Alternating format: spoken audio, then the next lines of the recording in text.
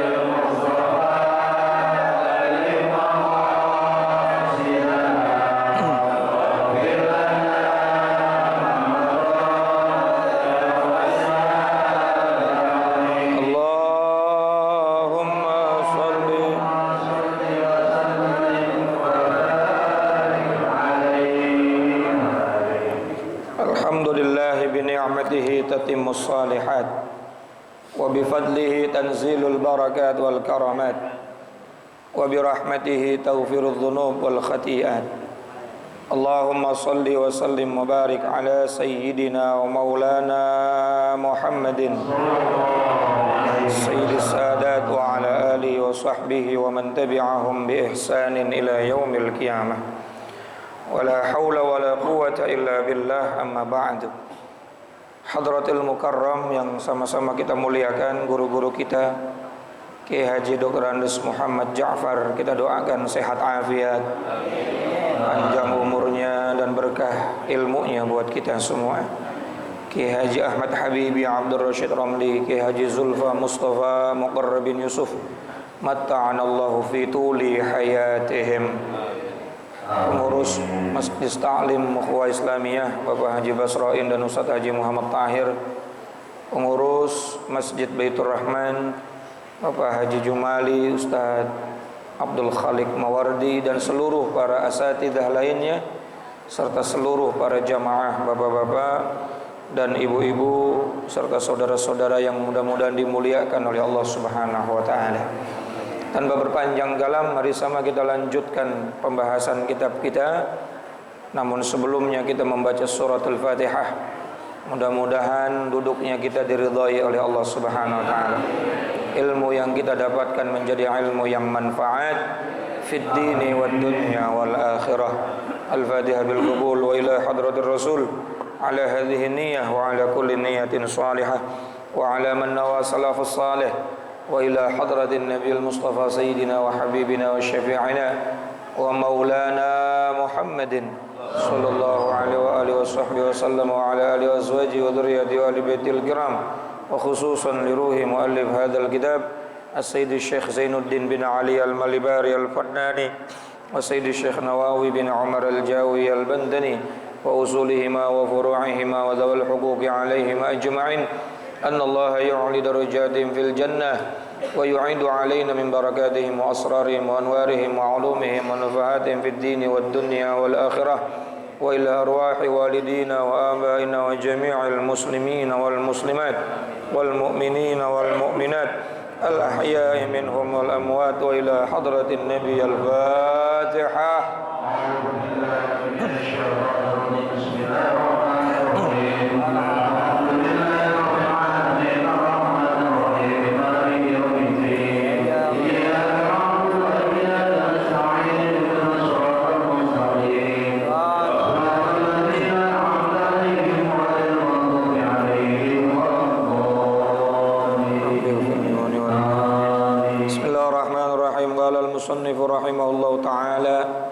ونفعنا بعلومه وأمدنا بأسراره في الدارين آمين. Halaman 64 ya. Betul ya? Ya, nanti. Ahsin likinika fa'fu anhu wa'alliman wa ita'atu sadati abdan talzamu. Ahsin, berbuat baiklah, likin nikah terhadap budakmu, fa'fu anhu, maka maafkanlah ia, wa'alliman, dan ajarkanlah, wa ita'atus sadati, dan taatlah kepada tuanmu, abdan talzamu, adalah kewajiban bagi seorang budak. Wasyu'batut tsaminatu wal khamsuna, cabang iman yang ke-58, al-ihsanu ilal mamalik, adalah berbuat baik kepada al-mamalik. Al-mamalik ini jamak dari milkun, kepemilikan, yakni berbuat baik kepada sesuatu yang dimiliki. Bahasa di sininya karena pembahasannya tentang urusan budak, maka berbuat baik kepada para budak ya. Jadi cabang iman berikutnya, orang yang memiliki budak saat itu wajib dirinya memposisikan diri baik terhadap budak-budaknya.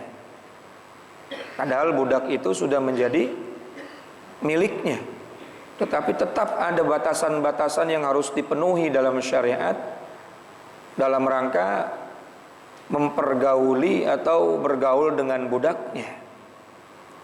Agama kita luar biasa, sampai kepada budak saja wajib berlaku baik. Wal afu anhum, dan memaafkan mereka. Wa ta'limuhum, dan mengajarkan mereka ma la budda minhu fi umuriddin, tentang hal-hal yang mesti mereka ketahui dalam urusan-urusan agama. Bayangin tuh, budak aja kewajiban tuannya harus ngajarin agama. Bagaimana anak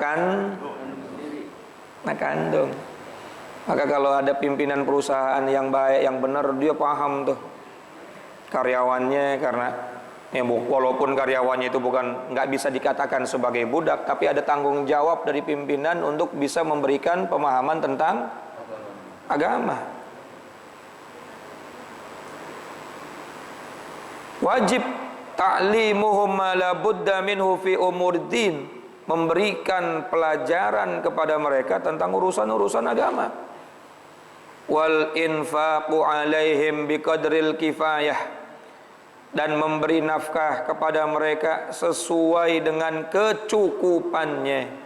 Enggak boleh sampai kelaparan, enggak boleh sampai telat makan siang misalnya. Fatu'tabaru raghbatuhum, dan mengistirahat, fatu'tabaru raghbatuhum wa zahadatuhum wal irahatu lahum fis sayfi wa waqtil qailulati. Ya, wajib seorang yang memiliki budak tersebut juga mengistirahatkan mereka di musim panas. Kalau memang udah waktunya istirahat tuh budak, jangan disuruh terus kerja. Bahkan diperhatikan pula qailulahnya. Qailulah itu adalah tidur siang. Itu sunnah ya. Tidur menjelang sholat zuhur, istirahat. Masya Allah.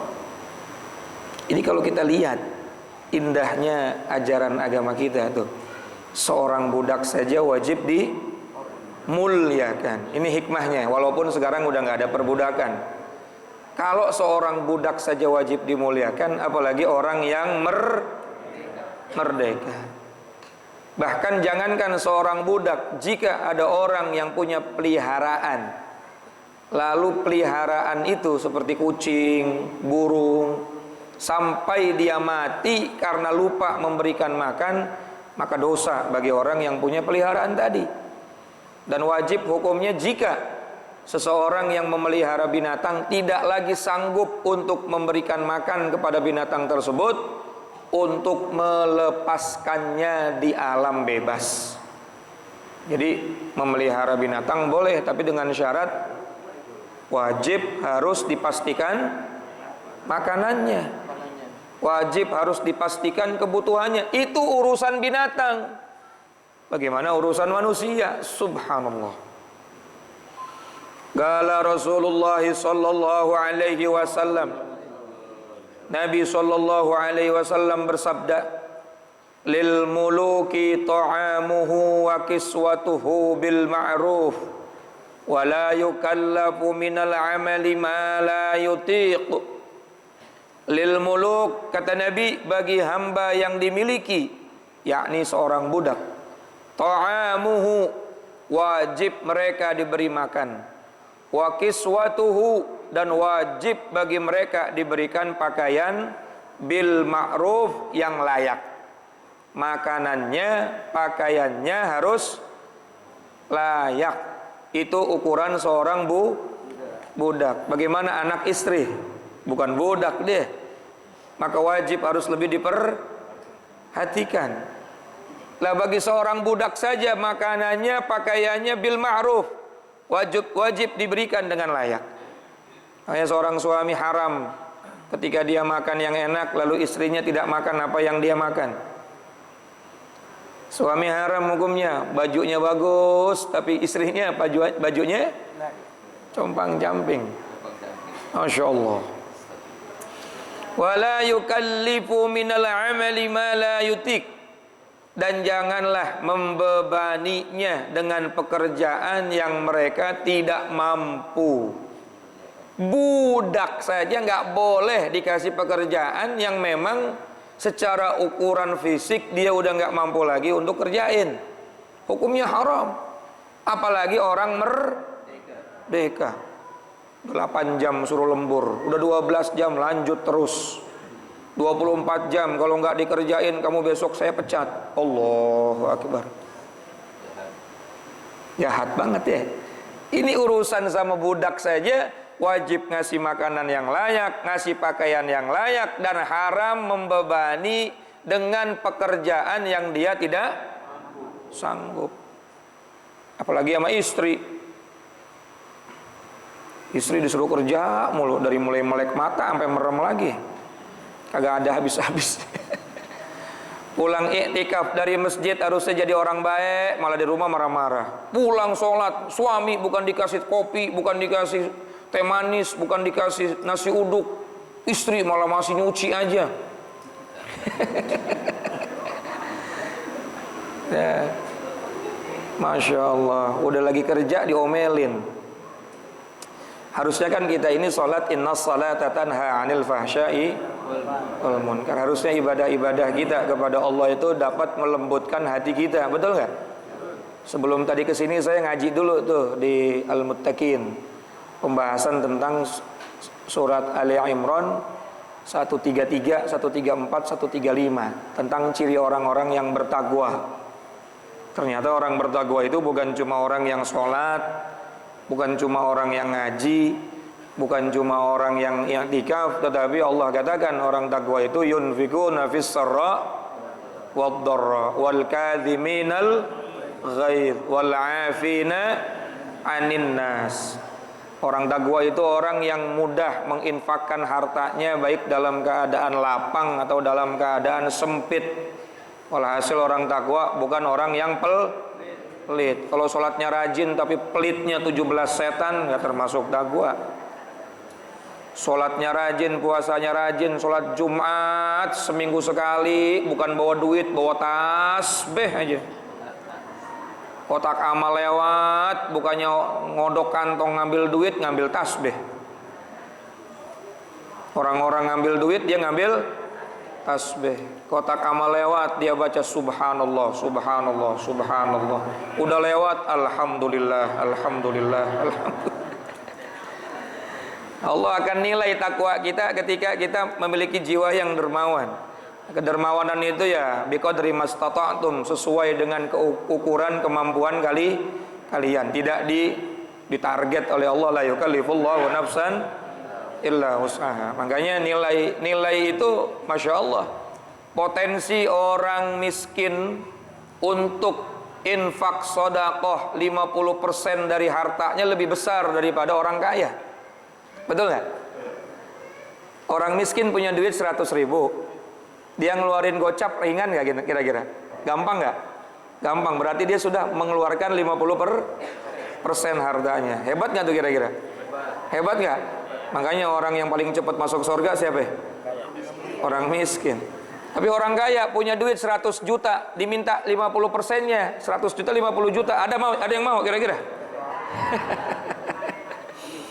Makanya akan jadi orang miskin apa jadi orang kaya? Ya, balik lagi. Masya Allah. Makanya Nabi itu senang doanya Nabi yang paling Nabi senang, tapi saya nggak pernah dengar ustadz, kiai, ulama doa juga itu, termasuk saya nggak pernah baca doanya Nabi.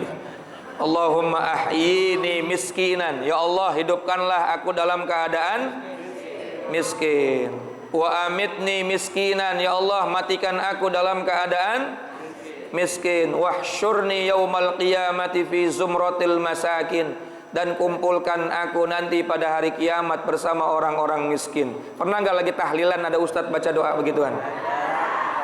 Bagian juga kayaknya ngamininya nggak berani ibu-ibu juga.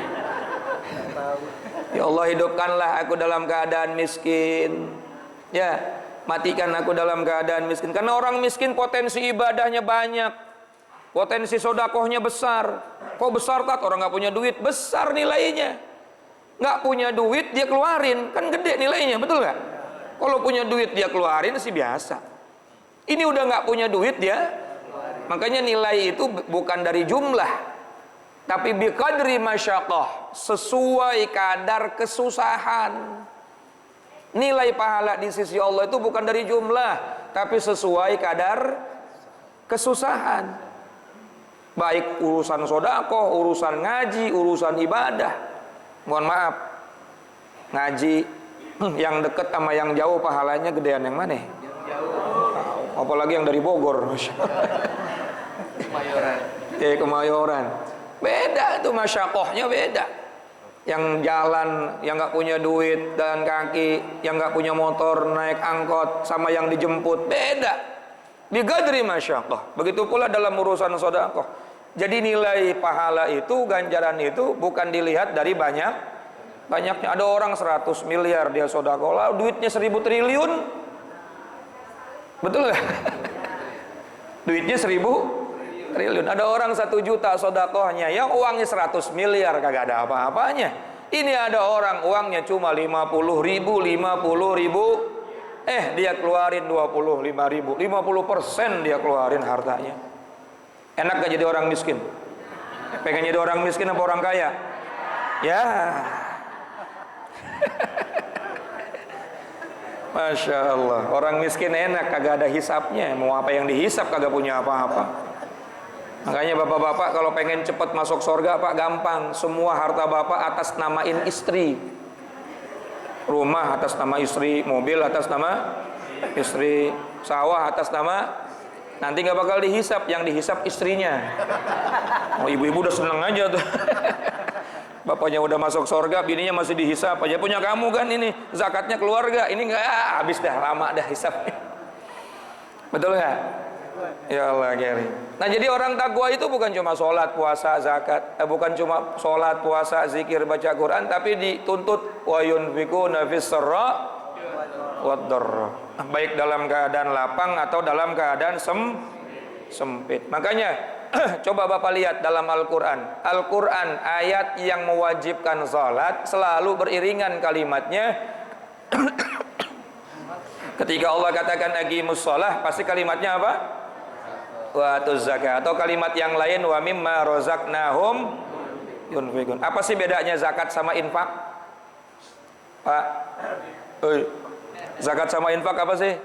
Kalau infak sodakoh adalah harta yang tiap hari kita keluarin, hukumnya setelah kewajiban kita sebagai orang yang wajib menafkahi anak istri terpenuhi, kelebihannya itulah yang disebutin wa mimma razaqnahum.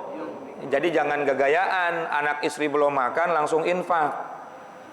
Infak itu sementara memberikan nafkah wajib. Sebanyak apapun pahala sunnah nggak bakal bisa ngalahin pahala yang wajib. Harus didahulukan dulu baru yang sunnah, itu namanya infak. Sementara zakat, kalau zakat itu harta bapak yang sudah terkumpul ada selama 1 tahun dan sudah nisab.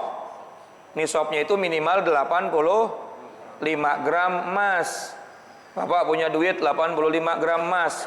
Taruhlah sekarang emas 1 juta, berarti 85 juta di bulan Mei 2023. Tulis 2023 tabungan saya 85 juta. 2024 bulan Mei lihat lagi tabungannya turun apa kagak. Hitung lagi emasnya turun apa enggak. Kalau enggak turun berarti Bapak di bulan Mei 2024 wajib ngeluarin 2,5%. Itu zakat. Ya. Nah kalau misalnya 100 juta ya tinggal tambahin lagi 2,5% dari 100 juta. Kalau 200 juta tambahin lagi. Jadi harta yang sudah kita miliki selama setahun itu dikeluarkan zakatnya. Dan itu pun kalau tidak kurang dari nisab setelah 1 tahun. Udah hampir setahun Ustadz, seminggu lagi harus zakat, duitnya kepake. Anda kemarin malah 85 gram. Kemarin dipakai buat mantu, dipakai 20 gram, sekarang tinggal 65 gram. Maka tahun ini nggak wajib karena kurang. Tapi jangan diakal-akalin. 2 minggu lagi mau bayar zakat. Ayo siapa yang mau minjem? Malaikat diakal. Nah itu bedanya infak sama bedanya sodakoh sama zakat. Kalau sodakoh bebas kapan aja, asal punya kelebihan dari yang sudah wajib kita harus nafkahkan kepada anak istri kita, ada kelebihannya, itu namanya infak Sementara kalau zakat dikeluarkannya setiap kalau sudah haul dan nisab, dan bukan bulan Ramadan. Kadang-kadang harta zakat dikeluarnya Ramadan. Iya kalau pas haulnya Ramadan. Kalau nggak Ramadan haulnya kurang sehari juga nggak sah.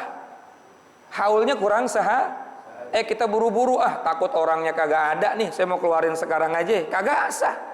Sama kayak sholat zuhur kurang 2 menit lagi kita sholat zuhur sah apa kagak? Enggak.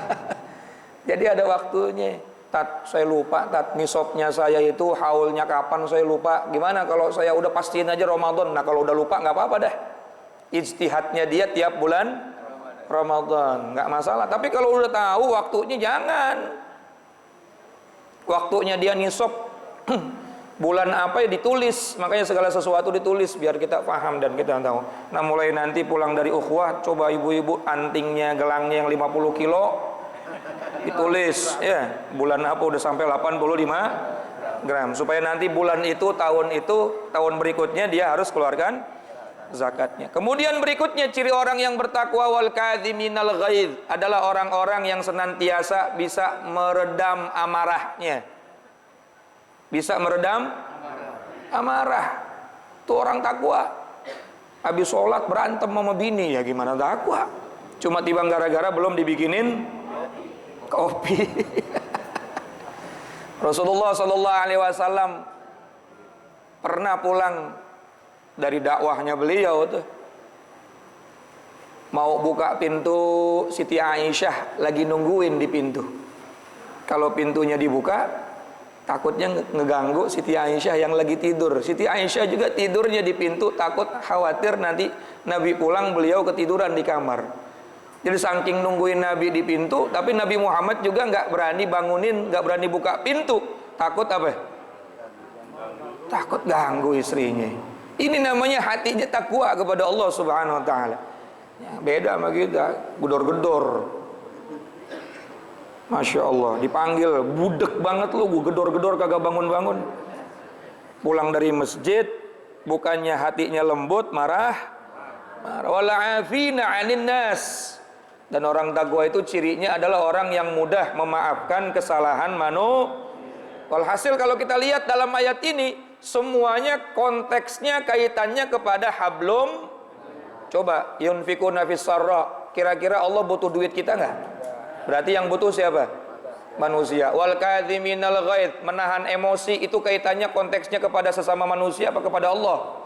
Manusia. Wal afina 'anin nas, dan memaafkan kesalahan manusia itu juga kaitannya kepada manusia. Walhasil jangan pede dulu kalau kita sudah rajin sholatnya, rajin ibadahnya, rajin zikir malamnya, rajin tahajudnya, tapi 3 hal tadi kita belum kerjain ketika kita berhadapan dengan manusia. Allah bakal nilai kita takwa atau tidak ketika kita berhubungan dengan manusia. Kadhiminal ghaidh, tahan emosi. Karena yang namanya marah itu aslul asli.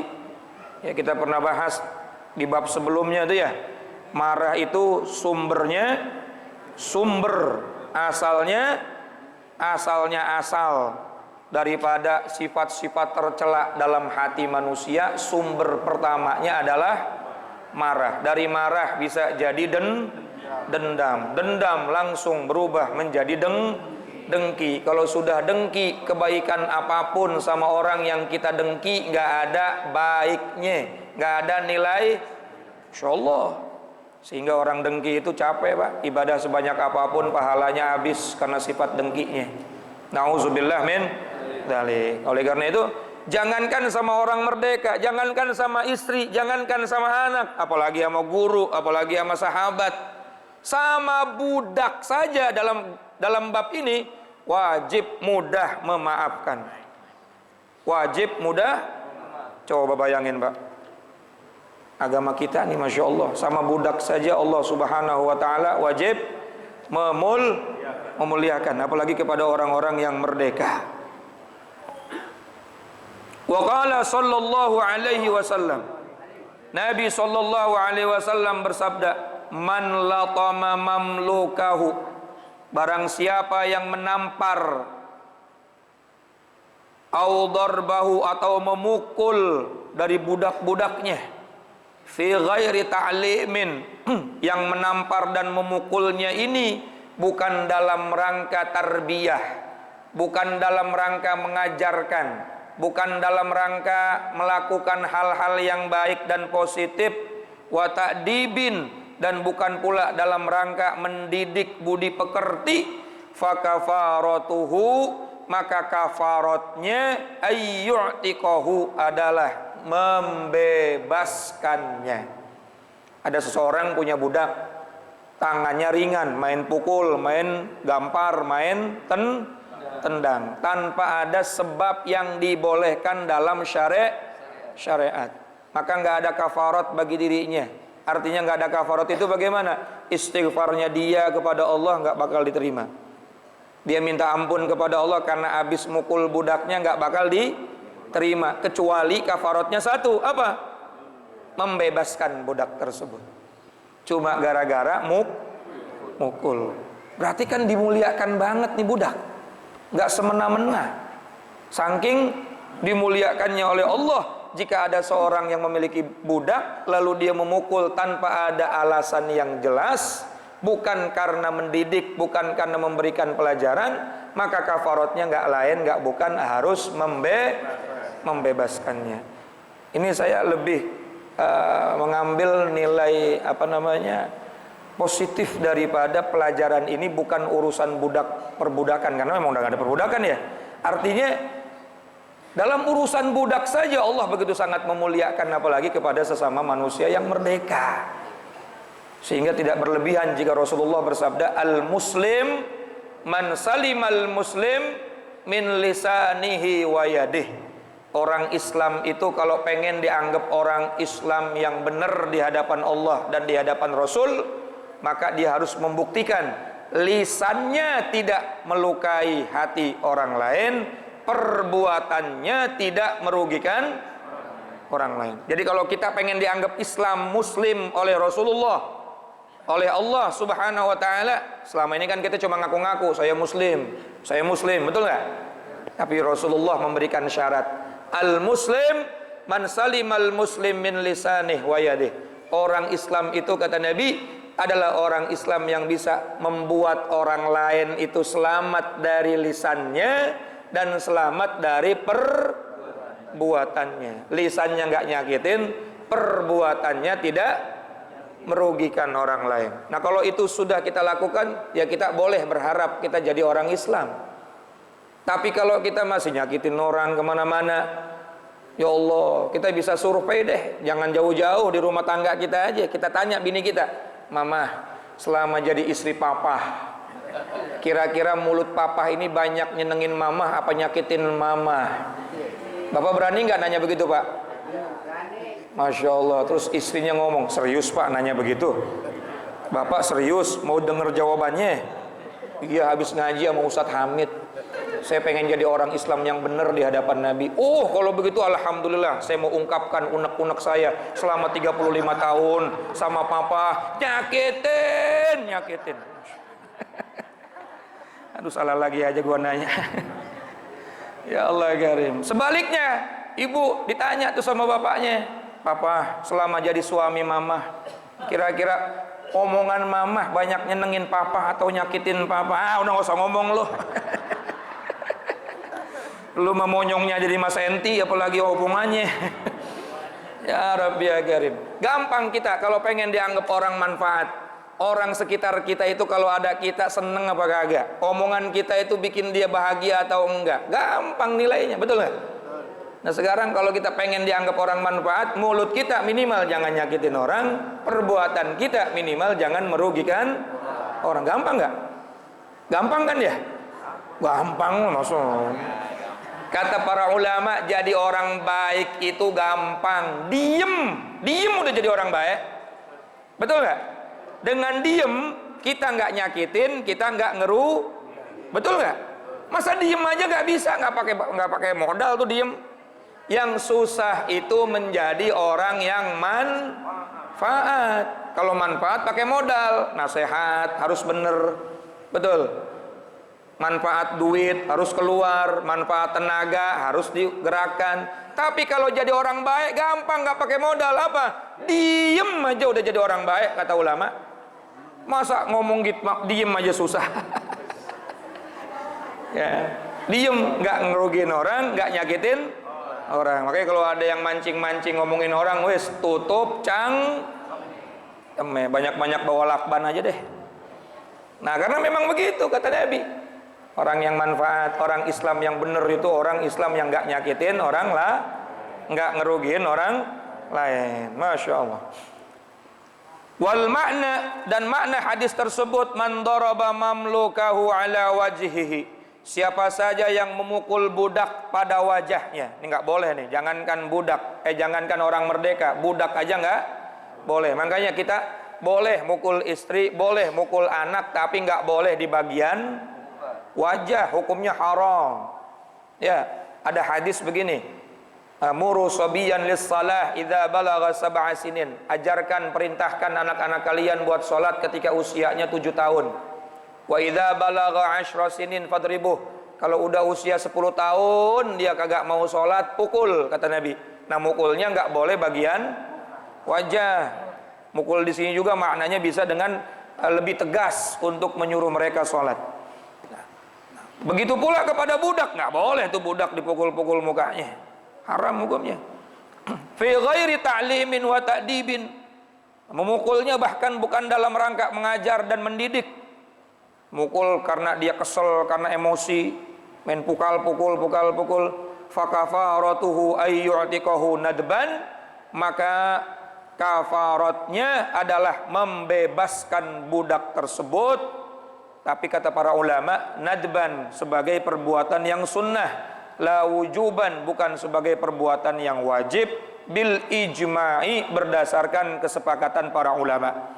Fad-darbu 'alal wajhi, Adapun memukul kepada wajah haramun, hukumnya haram, walau fit ta'dib, sekalipun dalam mendidik, dalam memberikan pelajaran. Boleh, ada alasan orang boleh mukul wajah orang tuh, walaupun niatnya mendidik. Guru ngampar anak muridnya nggak boleh.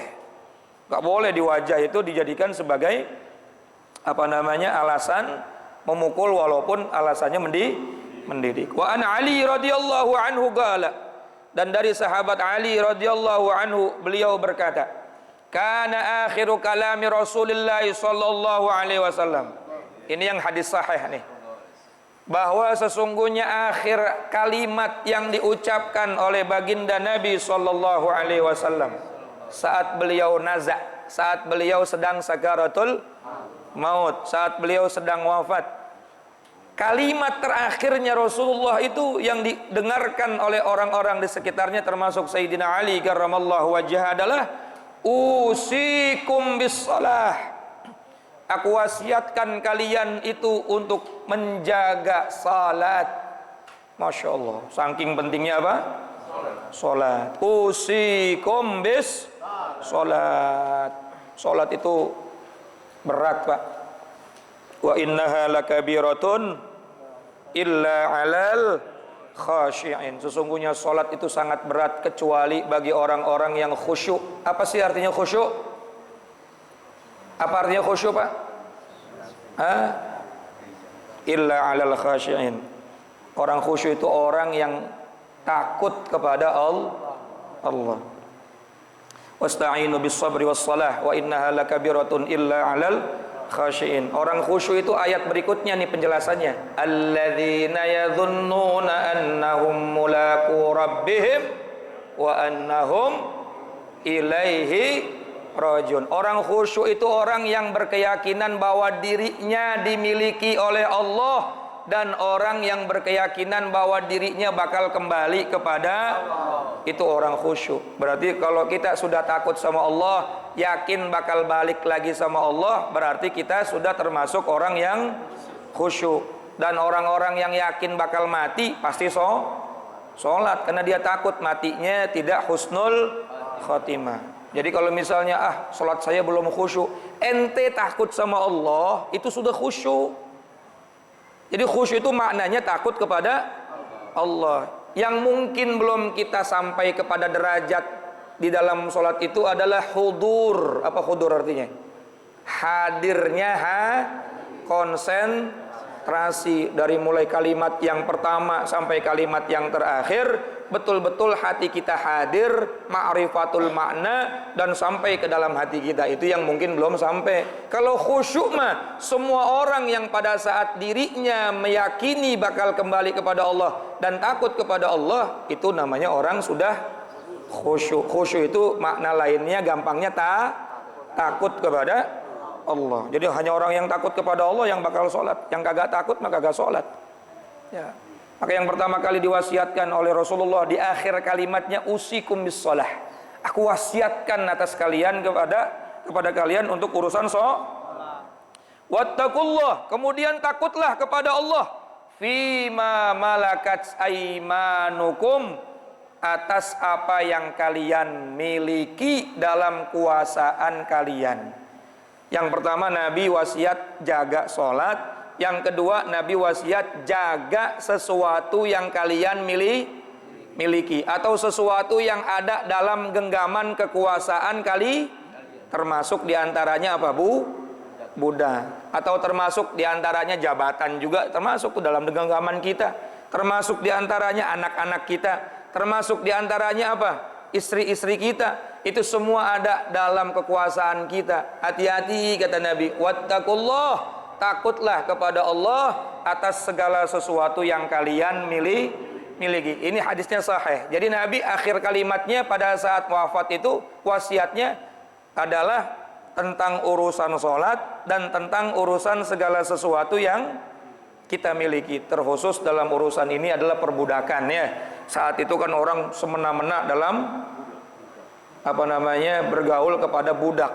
Rasulullah itu banyak diberikan hadiah oleh orang-orang yang ingin memberikan hadiah kepada Nabi dari budak-budaknya. Di antaranya Mariyatul Qibtiyah sama Nabi dinikah.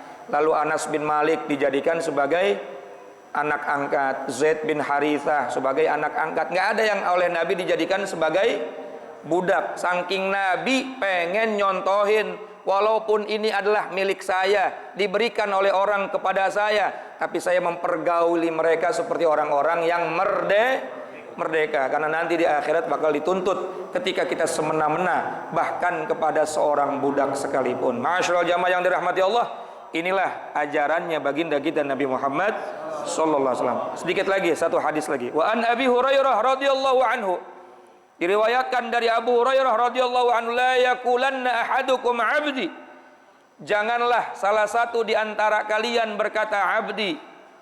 Abdi itu budakku. Wa amati, amat itu budak perempuan. Kalau abdi, abdun budak laki, amati budak perempuan. Kullukum abidullah, karena mereka semua budak-budak kalian itu adalah hamba-hambanya Allah. Wa kullu nisaikum imaullah, dan perempuan-perempuan kalian itu juga hamba-hambanya Allah. Jangan kalian panggil budak saya, budak perempuan saya, walaupun itu budak beneran. Walakin, kata Nabi, tapi liyakul gulami, hendaklah kalian berkata kepada mereka, wahai anak-anakku, wajariyati, wahai anak perempuanku, wafata, wahai pemudaku, wafatati, wahai pemudiku. Masya Allah. Ada nggak kira-kira? Jangan sama budak, sama pembantu aja kadang-kadang songong. Ya, pembantu ada tuannya manggil adek sini dek, mbak, tapi bagus lah orang Indonesia yang manggil pembantu mbak, manggil pembantu mamang, berarti kan masih nganggap saudara. Kadang-kadang ada orang sama pembantunya, pembantu bukan budak tuh, pembantu orang merdeka. Sama budak saja kita nggak boleh manggil budak, apalagi sama orang yang merdeka. Wasyu'batut tasi'atu wal khamsuna wallahu a'lamu bissawab. Nah, hikmahnya yang bisa kita ambil dari pelajaran ini, kepada seorang yang menjadi milik kita saja secara syariat boleh kita lakukan apa saja kepada orang tersebut, yakni budak-budak tersebut, maka kita nggak boleh semena-mena, apalagi kepada orang yang merdeka, apalagi orang yang diberikan amanah kepada kita seperti istri dan anak-anak kita. Maka bil ma'ruf, pergaulilah mereka semua dengan cara yang baik, supaya kita termasuk hamba-hamba Allah yang diakui oleh Rasulullah sebagai muslim yang sebenarnya. Man salimal muslim min lisanih wa yadih, yang bisa menyelamatkan orang lain dari mulut dan dari perbuatan kita. Mudah-mudahan bermanfaat. Kurang lebihnya mohon maaf. Assalamualaikum warahmatullahi wabarakatuh.